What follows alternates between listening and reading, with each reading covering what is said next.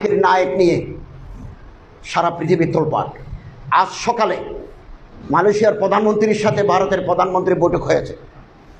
বৈঠকের এক পর্যায়ে নরেন্দ্র মোদী মালয়েশিয়ার প্রধানমন্ত্রীকে বলেছেন, আমার একটা মোস্ট ওয়ান্টেড পারসন আপনার দেশে আসে, আপনি তারে ফেরত দেন, আমি তারে বিচারের মুখোমুখি করব। আমাদের ইমান, আমাদের উখুওয়াত, আমাদের বারাদরি পানি হয়ে গেল দুনিয়ায়। এক ব্যক্তিকে একটা প্রেসিডেন্ট, প্রধানমন্ত্রী বলে যে আপনি ফেরত দেন। এখন ভারতে ওনার নাগরিকত্ব নাই, ওনার সমস্ত সম্পত্তি বাজেয়াপ্ত, ওনার মালয়েশিয়ার কোনো কথা বলতে পারবেন না, রেডিওতে, টেলিভিশনে, জনসভায়, সেমিনারে কোনো কথা বলা যাবে না, কেবল ঘরের ভিতরে থাকবেন, খাবেন। বেরও করে দিতে পারে, তার আরপি বাতিল হয়ে যেতে পারে। কানাডায় ওনারা ভিসা দিচ্ছে না, ইংল্যান্ড ভিসা দিচ্ছে না, সৌদি আরব থেকে বের করে দিয়েছে। দুবাইতে ওনার পিস টিভির স্টুডিও আছে, দুবাইতে ওনার স্থাপনা আছে, ওখান থেকে ওনারা বের করে দিয়েছে। কি কারণ? কারণটা কি? উনি আহলে হাদিস, উনি ইহুদির এজেন্ট, উনি খ্রিস্টানের দালাল, উনি জঙ্গি, উনি টাই পড়েন, শার্ট গায়ে দেন। এগুলো হচ্ছে স্থূল কথা, যাদের দেমাগ মোটা তারা একথা বলে থাকে মাত্র। কেন জাকির নায়েক সারা বিশ্বের জন্য আজকে চ্যালেঞ্জ হলো? কেন? পিছনে অন্য কারণ আছে। এই কারণের পিছনে কেউ নাই। বড় বড় কিতাব লিখেছি, ইহুদির দালাল জাকির নায়েক, এ সমস্ত কথা আমরা বলেছি। হক কথা বলার লোক নাই। জাকির নায়েক তাকাবুল আদিয়ানের মাহের, scholar on comparative study of religion, বিভিন্ন ধর্মের উপরে তার পড়াশোনা আছে, যেটা আমার নাই, আপনার নাই।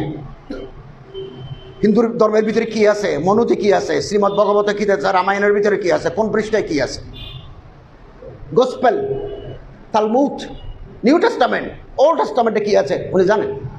কোরআন শরীফের উপরে ওনার একটা অবুর আছে, আহাদিসে নববিয়ার ভিতরে ওনার একটা দখল আছে।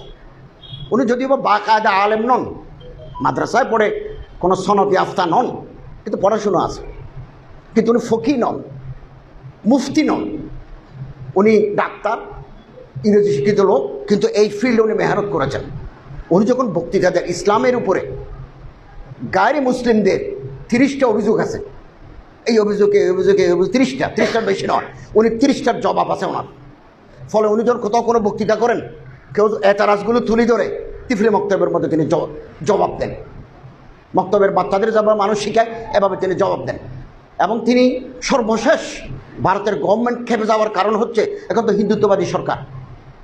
ভারত এখন নতুন সংবিধানের সংশোধন করে বলা হয়েছে, পৃথিবীর কোনো দেশের কোনো হিন্দু যদি নির্যাতিত হয়, এই নির্যাতনের যদি দলিল থাকে, ভারত তাকে নাগরিকত্ব দেবে।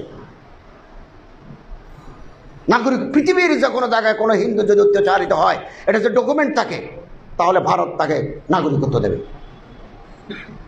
এই জাকির নায়েক সাহেব বলছেন হিন্দু ধর্ম বিকৃত হয়ে গেছে, হিন্দু ধর্মে মূর্তি পূজা নাই, কোথায় আছে দেখাও।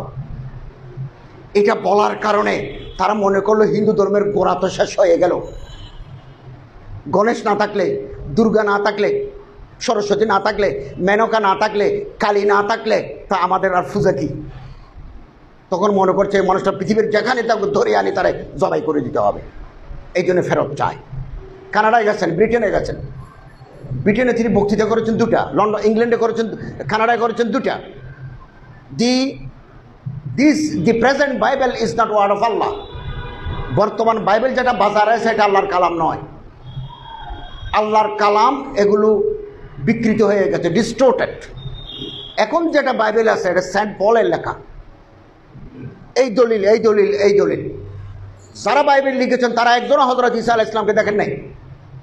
ঈসা আলাইহিস সালাম 40 বছর বয়সে মারা গেছেন, 27 বছর পর্যন্ত ওনার জীবনের কোনো কাহিনী নেই। তো ওনার এগুলো লিখলো কে? এই সমস্ত 1 নম্বর দলিল, 2 নম্বর দলিল, 3 নম্বর দলিল, প্রমাণ this Bible is the word of Allah, the Quran is permanently word of Allah. একথা বলার পরে সামনে যারা বিভিন্ন গির্জা থেকে আসছেন, তারা জিব্বা কামড় দিয়ে রাখলো, মা এটা কি কথা বলে, এটা তার শুনি নাই। এই মানুষ যদি কানাডায় বক্তৃতা করতে পারে, 3 মাসের ভিতরে তো কানাডায় এই সাইড শেষ। অতএব এই লোকটা যেন আর না ঢুকে। অতএব ডক্টর জাকির নায়েক তো মুসলিম উম্মার সম্পদ। সম্ভব। ইত্তেহাদ মাল ইখতিলাফ, ইত্তেফাক মাল ইখতিলাফ। ওনার সাথে আমাদের উনি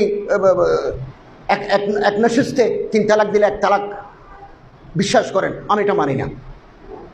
3 তালাক দিলে 3 তালাক ওয়াকে হবে। এরকম ফিকহি বহু মাসাইলের সাথে আমাদের অনেকের একতলাফ আছে, কিন্তু তার যে অবস্থান, তার যে বাইনুল আকওয়ামি খেদমাত, এটাকে আমি মাটি করে দিতে পারি না। আমার কাছে মজবুত কবি দলিল না থাকা পর্যন্ত আমি কোনো মানুষকে ইহুদির দালাল বলতে পারি না।